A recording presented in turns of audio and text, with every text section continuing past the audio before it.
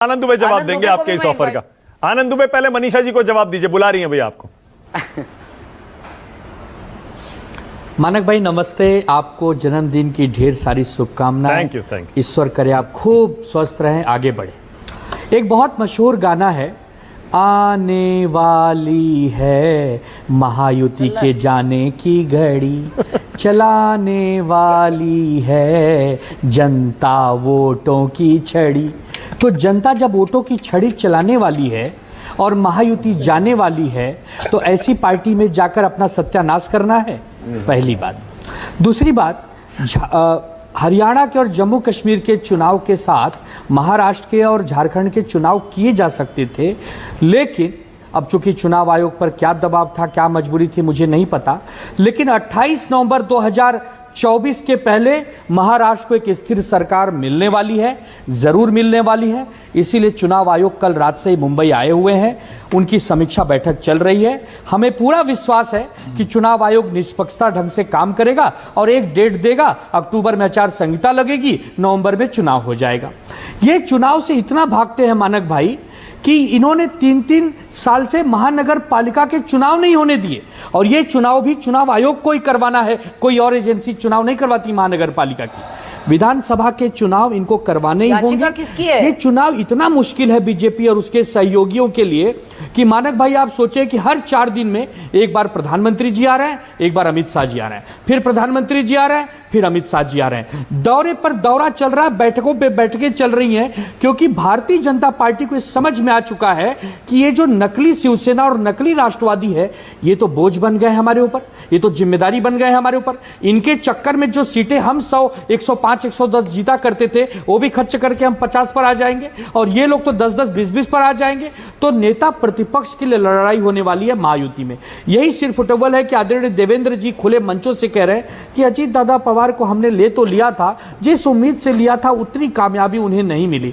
यही कारण है कि आरएसएस का मुखपत्र अजीत दादा पवार के बारे में लिखता है, ये जो एकनाथ शिंदे की कथित शिवसेना और अजीत दादा पवार की कथित राष्ट्रवादी है, इनके नेता आपस में सिर फुटबॉल कर रहे हैं। 90 से ज्यादा सीटें हैं महायुति में, जिन पर अभी तक सिर्फ फुटबॉल चल रहा है। 2-2 बजे रात तक अभी यहां मीटिंग चल रही है, अभी वर्षा पे मीटिंग चल रही है, अभी सह्याद्री पे मीटिंग चल रही है। बैठकों का एक दौर शुरू है कि हेम केम प्रकरणम कैसे जीता जाए।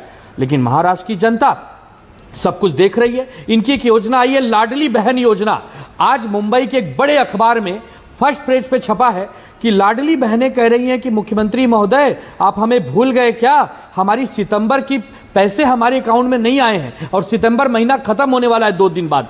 यह है इनकी लाडली बहन योजना। इनके विधायक खुले मंचों से कह रहे हैं हमने एक जुगाड़ किया हुआ है। अरे इस जुगाड़ के बाद भी क्या जनता हमें वोट नहीं देगी? इतनी बड़ी बढ़िया योजना हमने लाई है। मतलब ये जुगाड़ की योजना चुनाव जीतने के लिए इन्होंने लाया है। तब आप सोचिए मानक भाई कि इनको वोट कैसे मिलेंगे। अच्छा। इनका विदर्भ में सुपड़ा साफ हो गया, मराठवाड़ा में चालू रखेंगे ना, आपकी सरकार आएगी मुंबई में इन्हें कोई जानता नहीं है। हमने मानक भाई पहले भी कहा, आज फिर कहते हैं, सिर्फ चालू नहीं रखेंगे, उसका चाल चरित्र चेहरा बदलेंगे, उसकी रकम बदलेंगे, उसको बहुत अच्छी रकम में लाएंगे, ताकि हमारी बहनें वो पैसा 4 गुना देंगे। तो आपने पिछली बार कहा था 4 गुना देंगे, दोहरा दीजिए, 4 गुना देंगे आप।